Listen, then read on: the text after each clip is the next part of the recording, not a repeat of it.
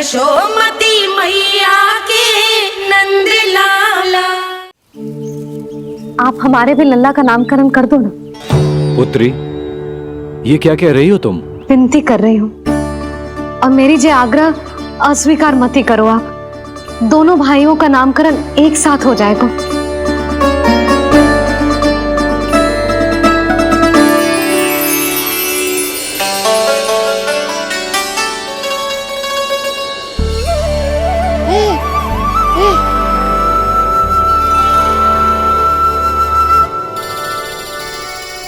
कितने प्यारे और निर्दोष बालक हैं।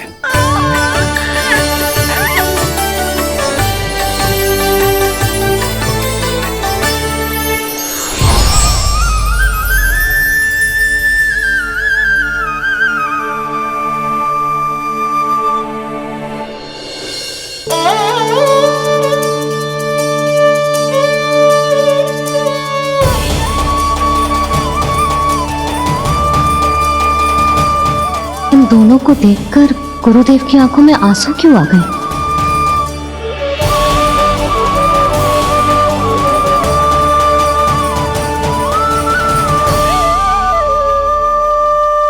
ये क्या कर रहे हैं ऋषिवर?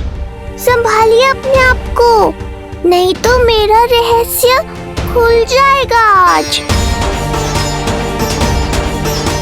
अरे ऋषिवर, हाथ मत जोड़िए। इससे पहले कि गड़बड़ हो जाए, अपनी नमस्कार मुद्रा को आशीर्वाद मुद्रा में बदल दीजिए। बात को समझिए। मैंने ये अवतार मैया और लल्ला के अद्भुत संबंध का अनुभव करने के लिए लिया है, पर आपकी भावुकता के कारण यदि मैया को मेरा सत्य पता चल गया तो ये संबंध ही बदल जाएगा।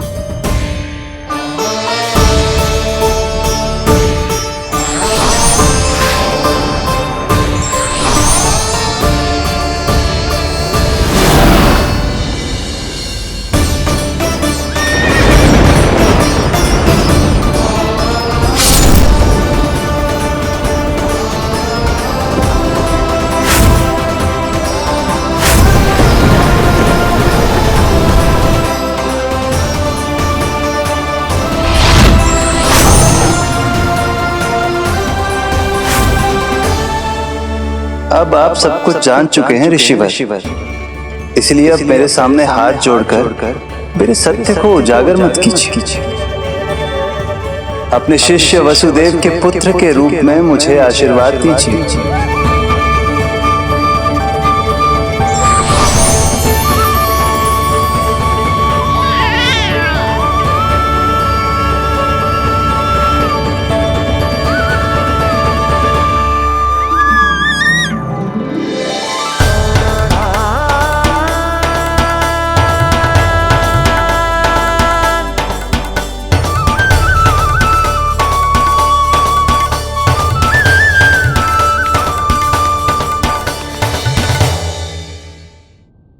ऋषिवर, आप मौन क्यों हैं? और आपकी आंखों में आंसू? सब कुछ ठीक है ना? अब तो आप हमारे लल्ला का नामकरण करोगे ना? इन दोनों का नामकरण करना मेरा सौभाग्य होगा पुत्री।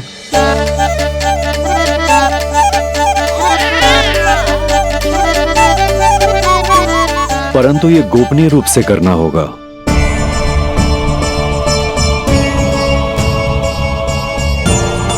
अवश्य ही स्वामी का आग्रह होगा,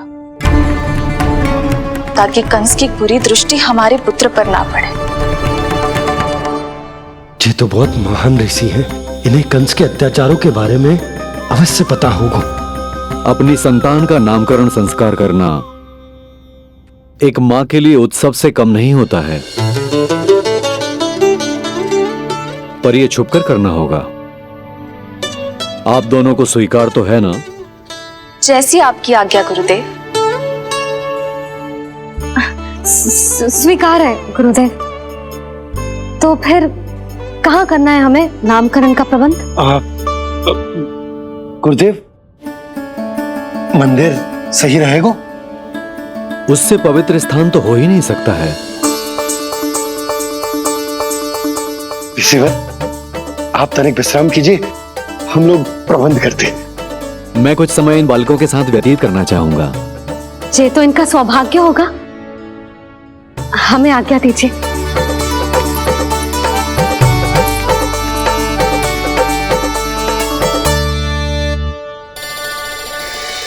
प्रभु, स्वयं भगवान होकर भी आपको बंदी गृह में जन्म लेना पड़ा।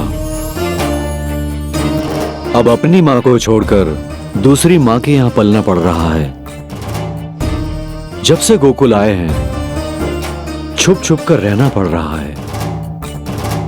इतनी नन्ही सी अवस्था में दुष्ट कंस के कितने ही आक्रमणों का सामना कर चुके हैं आप। और जिस उत्सव में सभी सप्तऋषियों और सभी देवी देवताओं को साक्षी बनकर आना चाहिए, उस नामकरण उत्सव को यहां एकांत में करना पड़ रहा है। क्यों प्रभु, इतने कष्टों को सहकर ये अवतार क्यों लिया है आपने? दुष्टों का नाश करने के लिए, धर्म की स्थापना करने के लिए और सबसे अधिक मैया की ममता का अनुभव करने के लिए। पर इसके लिए इतने कष्ट? मानव जीवन लिया है तो कष्ट तो उठाने ही पड़ेंगे ऋषिवर। मानव जीवन की आंच जला रही है, फिर भी आप मुस्कुरा रहे हैं प्रभु। ये कैसा अनोखा अवतार है? आंच में जलकर भी यदि मैं नहीं मुस्कुराऊंगा तो अपने भक्तों को क्या शिक्षा दूंगा मैं? आज एक कंस का प्रकोप है, भविष्य में सहस्रों कंस होंगे और आने वाले युगों में होंगे अनगिनत कंस। उस समय मेरे भक्तों को पता होना चाहिए कि अपने कष्टों को कैसे सहना है और धर्म के पथ पर अडिग कैसे रहना है।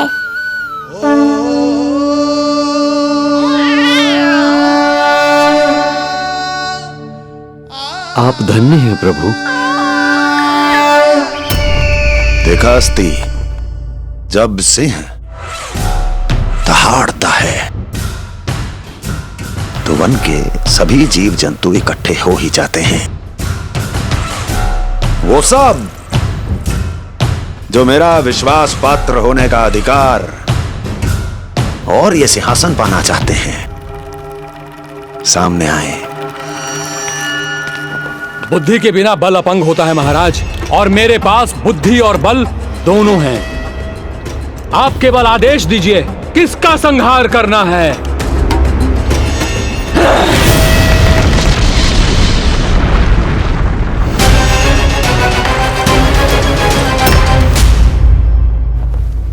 सारी तैयारी हो गई। बोलो। आप गुरुदेव को बुला लो, मैं रोहिणी जीजी और बालकों को ले आती हूँ। यशोदा, तुम रुष्ट तो ना हो ना मुझसे? मैं भला रुष्ट क्यों होने लगी? नहीं, तुम जो उत्सव बड़े धूमधाम से करना चाहती थी और बहुत प्रसन्न हूँ मैं कि हमारे लल्ला का नामकरण स्वयं ऋषि गर्ग पूरे विधि विधान से कर रहे हैं। मैं समझ गई, उत्सव बड़ा हो या ना हो, प्रसन्नता बड़ी होनी चाहिए। अरे मैं तो इतनी उत्साहित हूँ कि दोनों भाइयों का नामकरण आज के शुभ मुहूर्त पे हो रहा है। तो इससे पहले जो बीत जाए, जाओ। आप भी बुला लो।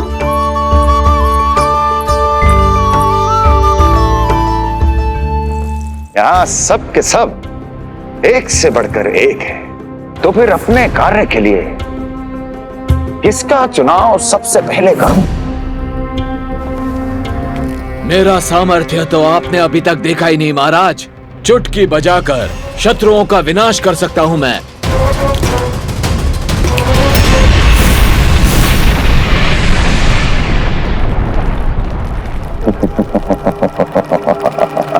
वाह! किंतु आपने तो बताया ही नहीं कि करना क्या है। वध वध करना है, एक नवजात बालक का वध। उसे साधारण बालक मत समझना। गोकुल में नंद के घर पल रहा वो बालक विष्णु का अवतार है।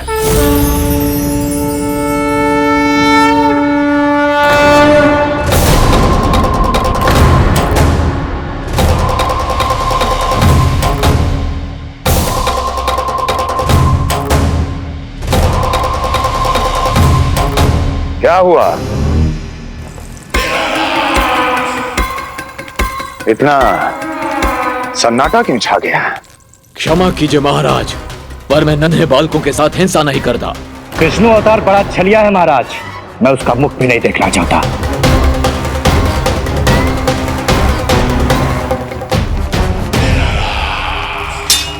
जाने दो इन्हें। वैसे भी इस सिंहासन के लिए मुझे कायरों की कोई आवश्यकता नहीं। जाने दो।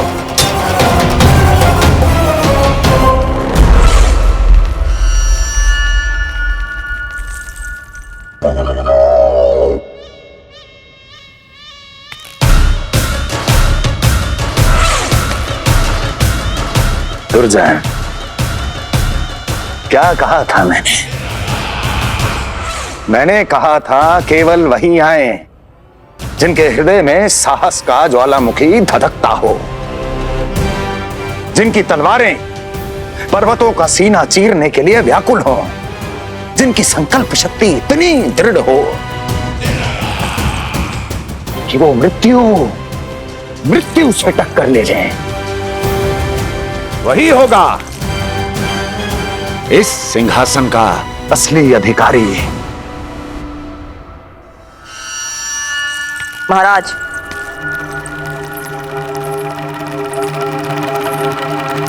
ना तो आपके दिए इस सम्मान का कोई मूल्य रह गया है और ना ही आपके भय का। अभी अभी आपने ही कहा था ना कि जब वन में कोई सिंह दहाड़ता है तो उस वन के सभी जीव जंतु एक जगह एकत्रित हो जाते हैं, परंतु उसी वन में जब कोई बब्बर सिंह दहाड़ता है तो वही जीव जंतु भय के मारे इधर उधर भागने लगते हैं। निश्चित ही वो बालक इन सब के लिए बब्बर सिंह बन चुका है। उसका भय हमारे साम्राज्य की नींव हिला रहा है महाराज।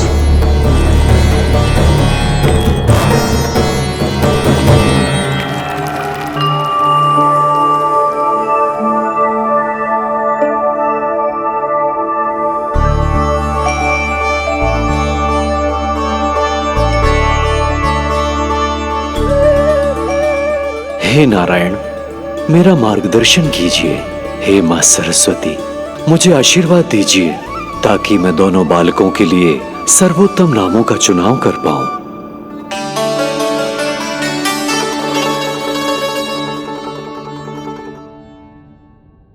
आपके पुत्र को बड़े भाई के कर्तव्य का निर्वाह करना है और इस दायित्व को प्रभु श्री राम से अच्छा किसने निभाया है? जैसा अटूट संबंध उनका अपने भाइयों के साथ था, मैं श्री नारायण से प्रार्थना करता हूं कि वैसा ही प्रेमपूर्ण संबंध इसका भी अपने छोटे भाई के साथ हो।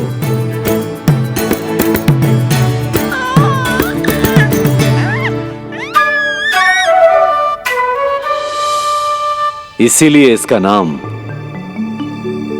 राम हो। इसीलिए इसका नाम राम, इसीलिए इसका नाम राम।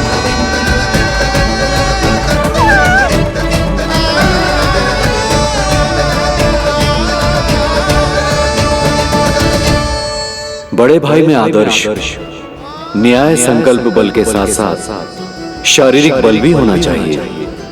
मैं देख पा रहा हूं ये बालक इन सब बलों के लिए जाना जाएगा। इसलिए जो नाम इसके व्यक्तित्व के लिए सबसे उचित है वो है बलराम। बलराम, बलराम।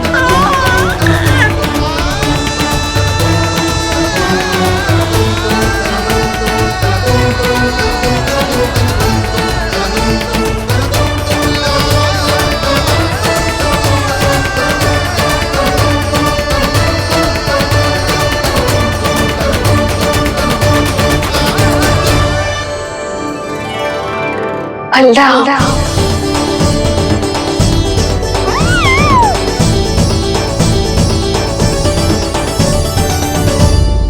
तो फिर उसका नाम बल राम रखना। कैसा अद्भुत संयोग है रिसीवर। जब इसके जन्म की सूचना देने मैं वसुदेव भैया के पास मथुरा गया था, तब उन्होंने भी यही नाम रखा था, बलराम। ये संयोग नहीं, नारायण की इच्छा है नंदराज।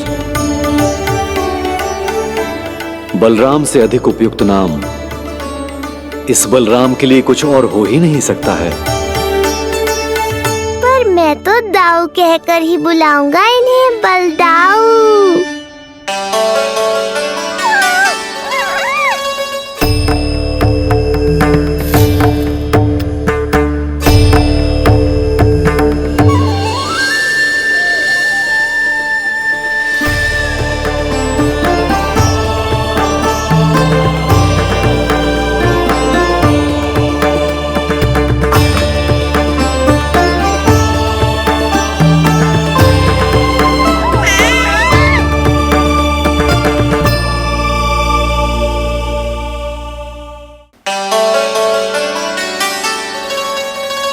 सुना पुत्र, आज से तुम्हारा नाम होगा बलराम।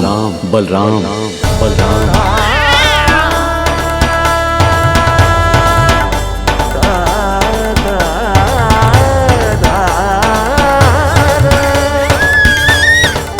गुरुदेव, कितना अद्भुत नाम दिया है आपने इसे। अब मेरे लल्ला को भी ऐसा ही कोई उत्तम सा नाम दे दो।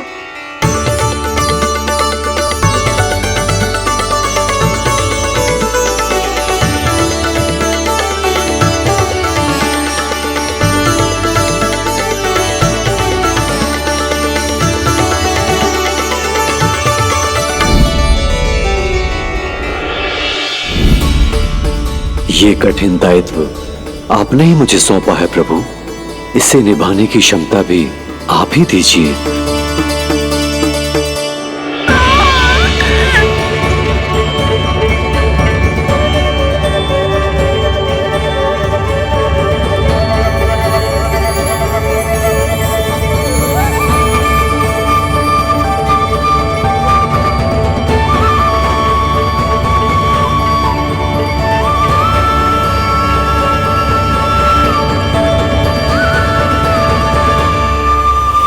कृष्ण कृष्ण कृष्ण कृष्ण कृष्ण कृष्ण कृष्ण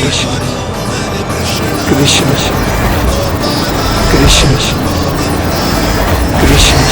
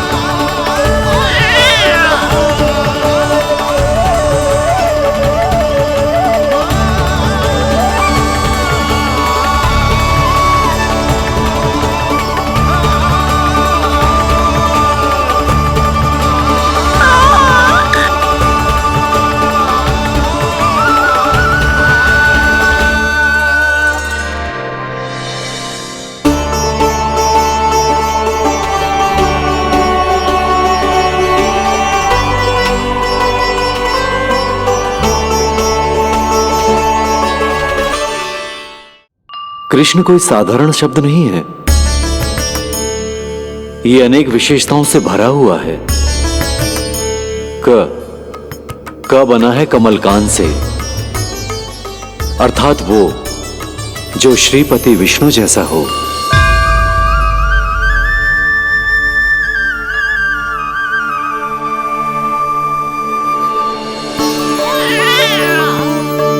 री की उत्पत्ति हुई है श्री राम से, अर्थात वो जो सबके हृदय में बस जाए। श ऐश्वर्य के स्वामी विष्णु के लिए, अर्थात वो जो समृद्धि लेकर आए।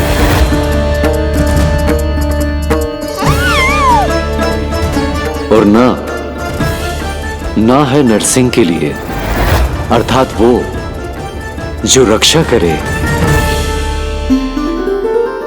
और अंत में आकार की मात्रा सूचक है अग्निदेव का, अर्थात वो जो स्वयं तप कर सबको पवित्र कर दे।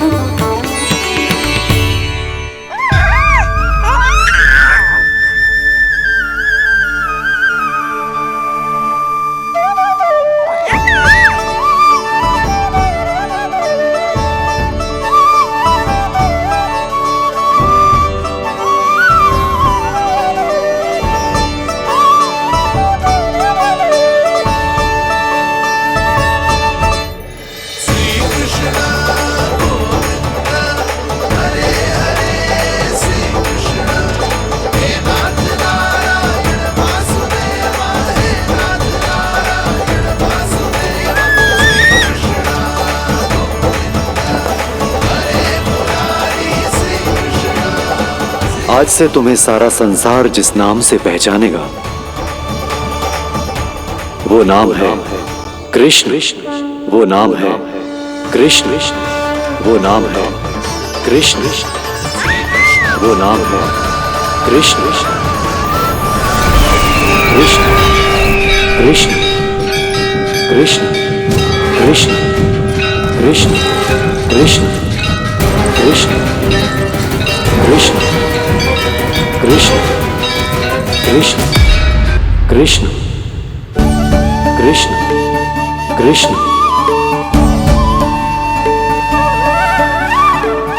यशोमती मैया के नंद लाला, यशोमती मैया के नंद लाला। असुरी कार्य करने वालों के लिए कृष्ण नाम का अर्थ एक और भी होगा। वो घनी अंधेरी रात जिसमें इसने जन्म लिया, पर इससे जो प्रेम करते हैं उन सभी के लिए कृष्ण नाम का अर्थ होगा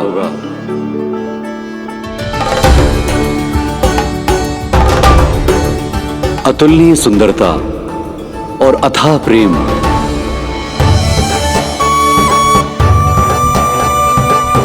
इन दोनों विशेषताओं का साक्षात स्वरूप होगा ये कृष्ण।